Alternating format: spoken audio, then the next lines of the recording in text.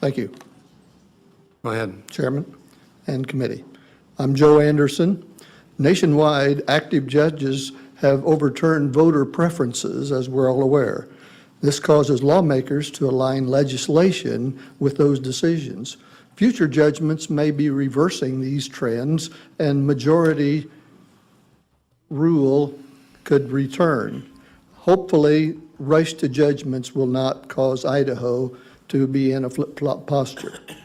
These testimonies today, though, may be worthwhile. Those who feel that adding the words would make life more enjoyable and secure may have had those issues more fully disclosed.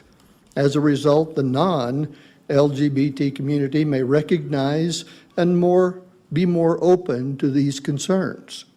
It has been stated that mediation is more beneficial than laws or lawsuits. The airing of views before this committee may have served as a form of mediation and enlightenment for community adjustments. However, some statements have been a concern to me. I hope I haven't taken these out of context, but they seem to reflect the concepts that were being presented at that time. One person stated that religious freedom was not needed. Others asked that the bill be amended except only to add the words, nothing more, nothing less. However, there may be a need to add further words to more fully address what religious freedom is, allowed, and exempts. Still another expressed the desire that all have equal protection from discrimination. I assume this means those with moral objections could refrain from demands to the contrary. One pastor of the yes persuasion posed a question, should folks in religious groups be allowed to act as they believe? Their answer was no. The vocal minority, the HB2 proponents, must be complimented, however, on their organization. They have extensive experience gathering groups for demonstrations at the Capitol. This experience has continued as the requests to testify seem to outnumber those of the less organized silent majority. You have about 30 seconds, sir. Committee members are left to decide whether these hearings have provided a significant open forum for expression or opened a Pandora's box that leads to a rush to judgment. I pray it'll be the former. Thank you. Are there questions? Thank you. This is a good place for us to break. In fact, we need to leave to get up to the House floor. We will reconvene at 3 p.m. We will not be having a night session tonight, so we'll go from about 3 till 5 this afternoon. Thank you for coming, and we'll stand at recess until 3.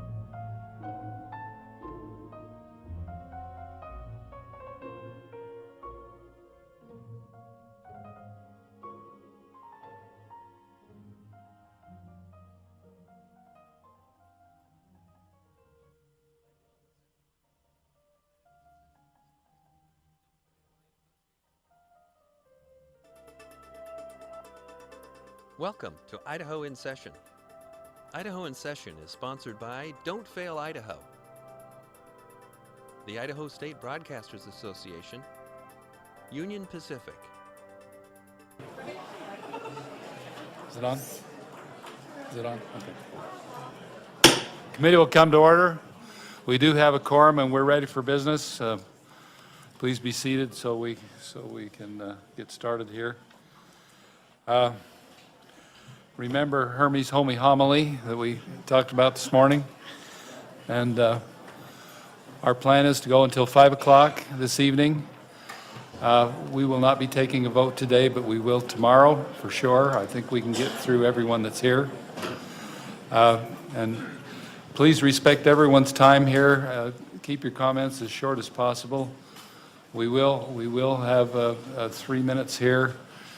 You've seen how well that's worked this morning for us. We've plowed this several times now, and the soil is turning to powder. So, for those of you who are farmers, that means something, but that's not a good thing. But anyway, we will take the time to make sure everyone is heard. But please be concise in your statements as we move along here.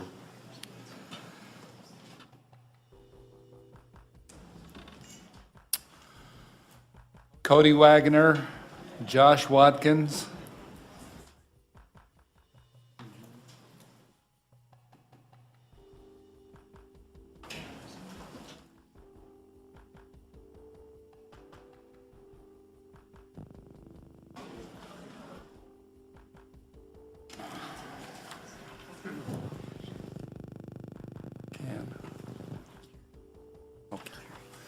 Pastor Kerry Sandsgaard, I think didn't we cover that one already last night, I think we did last night.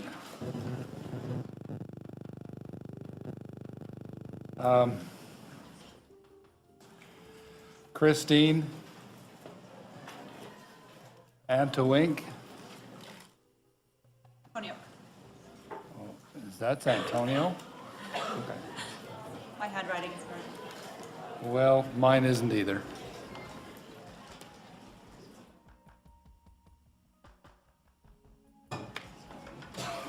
Need a couple more here. Ann Hosrath, Matthew Shapiro, Patricia McKernan, and let's see, Vince Cook. Let's do all those, if they're here. Okay, go ahead. Mr. Chairman and members of the House State Affairs Committee, thank you for taking the considerable time to sift through all of these pros and cons regarding HB 2. My name is Christine Antoniak, and I have lived in Boise, Idaho for 7 years. Initially, I was going to testify under my maiden name out of fear. Let me also add for the record that I am heterosexual, though not by choice. I was wired that way. Just this past fall, we discovered that our eldest child is transgender. What does this mean? In nearly all respects, nothing out of the ordinary. My son, just like some of your sons, loves to snowboard. My son, just like some of your sons, plays piano. And my son, just like most teenagers, prefers to sleep until noon on non-school days. It also means that our child has come to us for support at a time where he has no protection under state law. He's had the courage to confide in us when our society is still on the brink of accepting him as the person he is rather than what he has been shoehorned into. As a result, he is one of my heroes. He is not transgender by choice. A person's biological sex does not determine their gender identity. Our son would not ever willingly subject himself to the ridicule and hardship that being transgender entails. Self-preservation is a compelling motivator, but in order for him to be true to his core, he has thrown that concept out the window. Members of the committee, I'm sure that you are also incredibly proud of your children and grandchildren and would do anything to help them succeed. All children deserve nurturing environments that encourage their self-esteem. Yet, in the case of our son, we now worry for his safety. We worry that he will be bullied or ostracized or even worse. My stomach lurches when I think about his prospects in a place where just being different is still frowned upon. We do not expect everyone to understand him, but we do expect that he is treated with dignity and acceptance. Our son can now be denied service in a restaurant, be singled out in a bathroom in school, or be prevented from joining sports teams simply because of his gender identity. He has no recourse against discrimination. And once he grows up, unless our laws change, he may experience difficulty finding employment or even housing. That is not a fate that any upstanding citizen of Idaho deserves. Members of the committee, I am positive that if you were to imagine a perfect future for your children or grandchildren, it would be one where they are treated with respect and not refused a job or apartment because of irrelevant factors having absolutely nothing to do with their ability to perform work or pay rent. It's time to get past the fear of people who do not fall into traditional pigeonholed neat boxes and to understand that humanity is a continuum.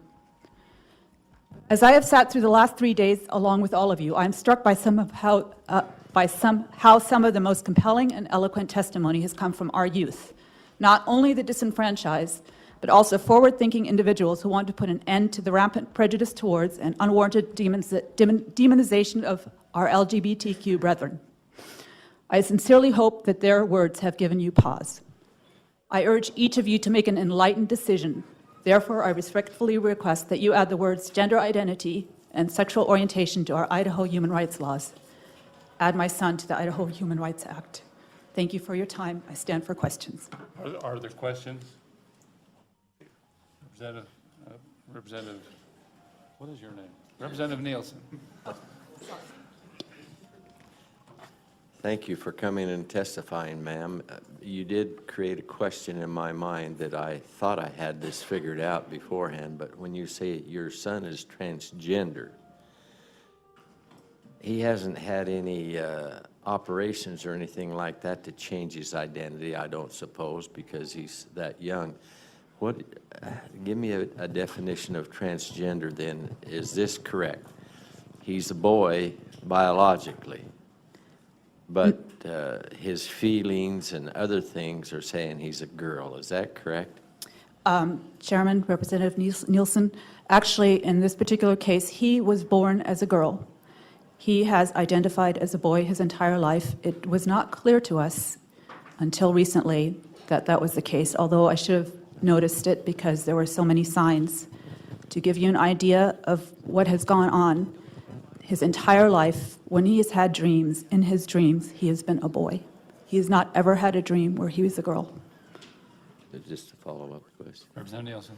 Thank you. Then a follow-up question is on the bathroom usage. He still is okay to go into a girl's bathroom, is he not, even though he feels like he's a boy? Chairman, Representative Nielsen, correct. Currently, he is still using the restroom that is his assigned gender affords him use of. However, he does not feel comfortable doing that. Just one quick one. Representative Nielsen. So, but the girls that are girls and feel like they're still girls, and they're not offended when he goes in, however. I can only answer that. I actually can't answer that because I don't know. I haven't asked him that. Thank you.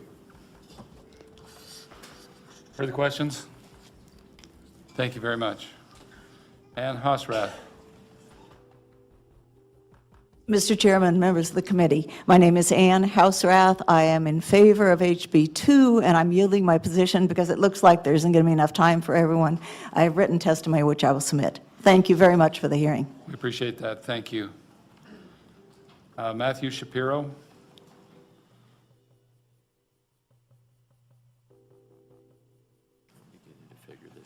Patricia L. McKinnon. Did I get that anywhere near right? McKernan, that's close. McKernan, okay. Close counts here. Try to be funny. Okay. Mr. Chairman and members of the committee, thank you for holding these hearings. I am here in support of House Bill 2, add the words. I was born and raised in Tacoma, Washington, attended the Methodist Church. and I am very thankful that I had parents who taught me that everyone was created equal.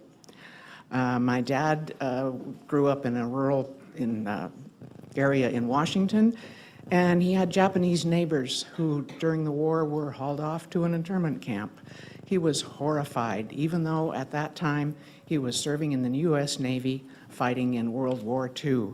But he still felt that that was the wrong thing to do because they were as American as he was. In another instance, he was a member of a business organization in the 50s. He submitted a friend of his for membership, and someone pulled him aside and said, "You know, they're not going to let him in." And he said, "Why not?" They said, "Because he's Jewish."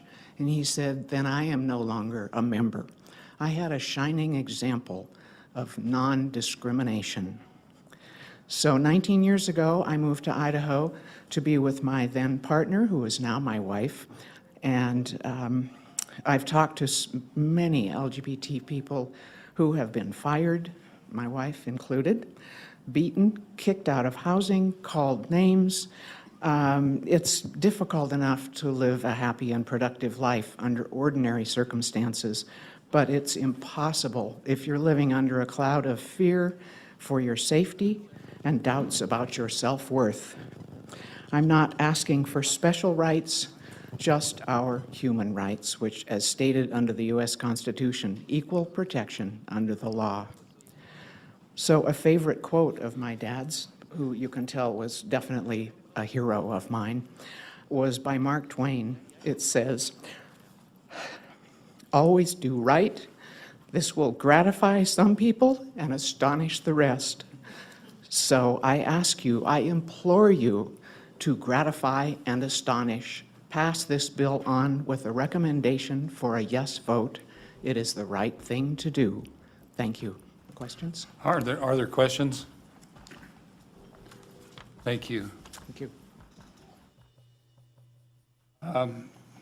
Vince Cook and David Stout. Vince Cook. Let's go with, I think this is Jenny Riley. Brenda Boyle. Guy Perkins.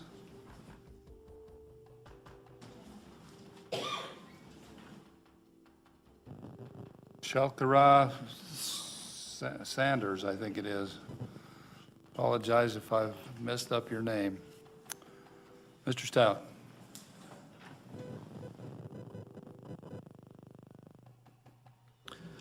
I've been a citizen of the state of Idaho for 37 years, 27 of which I worked for Hewlett-Packard.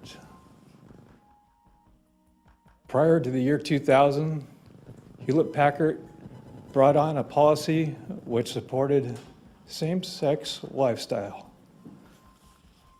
I would like to make it known that I am not in favor of any type of harassment, whether it's sexual or racial or anything of any kind. But after this policy took effect, a hostile environment took place at Hewlett-Packard.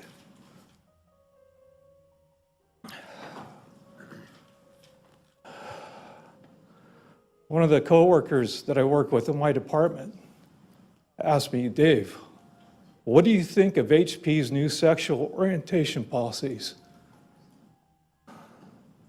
My response to him was, "Well, you need to abide by HP's policies."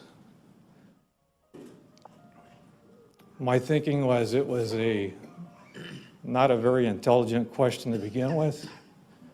And when he got right in my face and said, "That's right," the lights finally clicked on.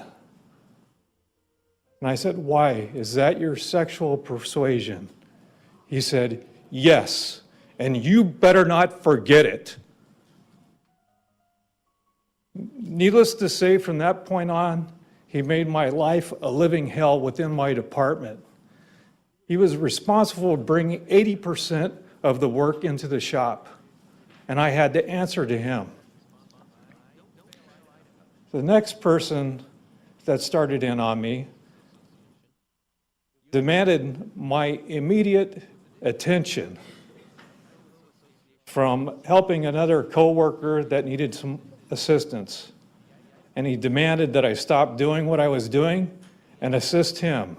And I told him, you can wait your turn just like everybody else. So afterwards, he got in my face and threatened me, don't you ever talk to me again. Have about 30 seconds. Anyway, they made him my mentor after I complained. The first time I didn't give up his name. I didn't want him to be terminated from his job. And when I did give up his name, they came back. He came back to me and he says, wait till you get yours. And I just wanted to do my job and be left alone.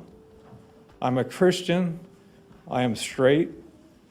I don't care what somebody else's gender is. I just wanted to do my job and be left alone.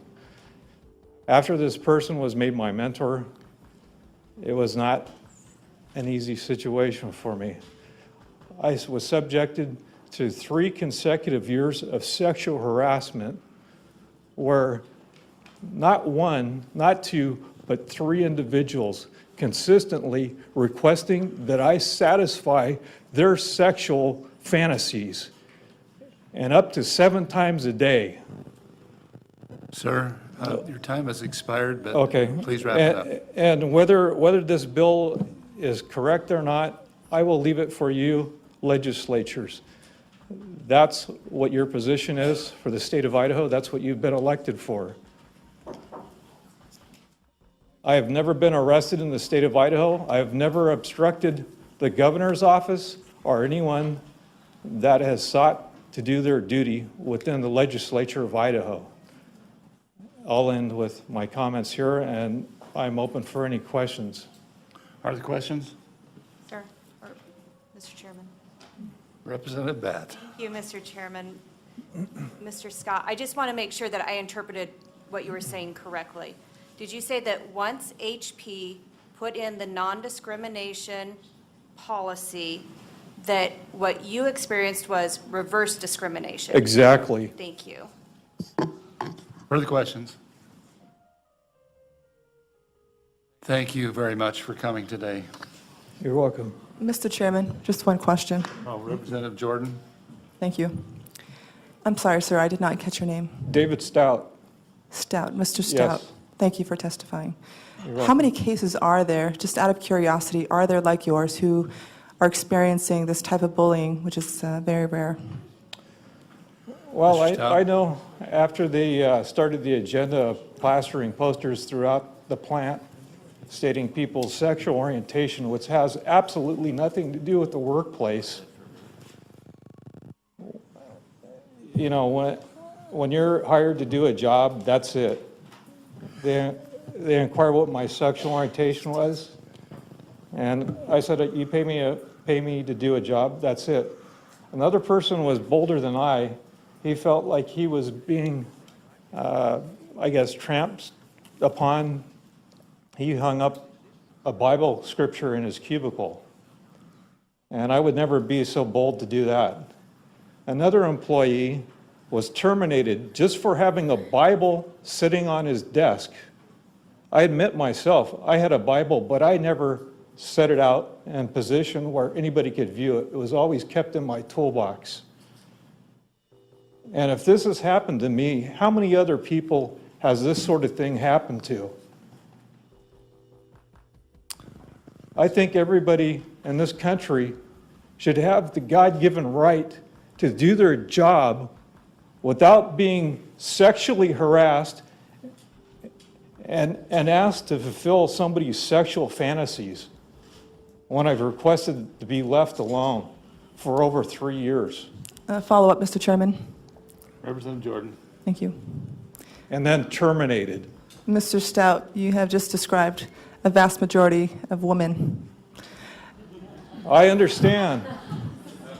There's a saying that I don't want to quote verbatim because it's pretty graphic. It says something about a woman scorn. Well, the same goes for a man. there's hell to pay for a man that rejects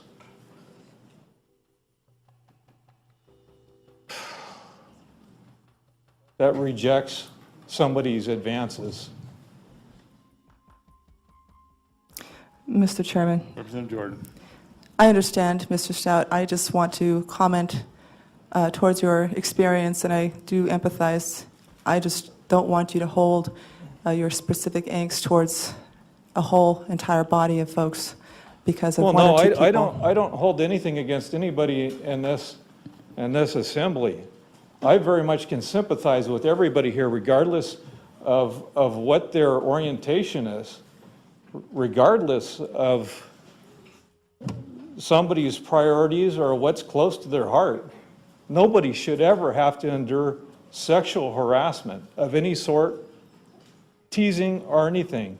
You hear about these kids that go into their high schools and shoot people up or whatever, and usually the bottom of the case boils down to nothing was ever done to protect that person from being harassed, whether he was gay, straight, or whatever the case may be. Harassment in this country should be intolerable, regardless of what form that it comes in. Absolutely. But the fact of the matter still stands. Jordan. Mr. Chairman, thank you, and please excuse me. But the fact of the matter still stands that the rest of us are covered, and unfortunately those who are still being discriminated against are not, and that's why we're here. Thank you. I appreciate the chance to talk and voice my experience, and I'll let you legislators make your decision based upon what you feel is correct and proper for the state of Idaho. Further Thank you. questions? Thank you, sir. Appreciate you being here today. Jenny Riley?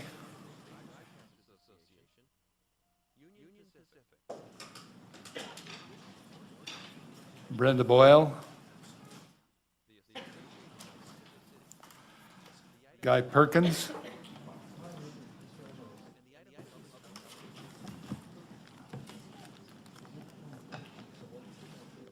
Let me get a couple more on deck here.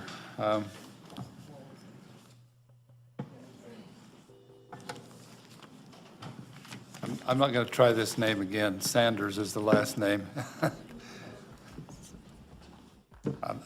I'd make a mess of it if I did.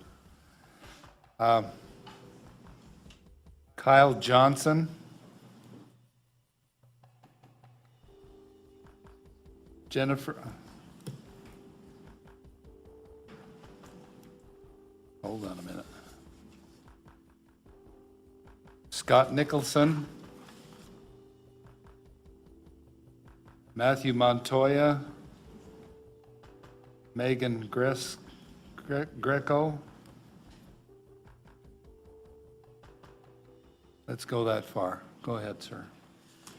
Mr. Chairman, members of the committee, beloved community, I'm grateful for you hearing our community and our testimonies. My name is Guy Perkins, and I live here only 6 blocks away. I was born left-handed. I didn't choose that. Yet that did not matter. I was forced to use my right. It was bad to be left. No, it wasn't my family that forced me. It was my teachers, students, religion, government, who told me that I must be right-handed. Who was right and who was wrong? I also was extremely effeminate in voice and mannerism. More so than my mother, more so than my grandmother, the only women in my life. That, too, just wouldn't do. According to my father, I was little more than a flower, a pansy to be exact. Not a good word then, but I'll proudly accept it now. I must have been really dense because my community kept pointing out where I just didn't measure up as a child. My cousins accepted me. It seemed the boys at school knew my orientation decades before I realized it.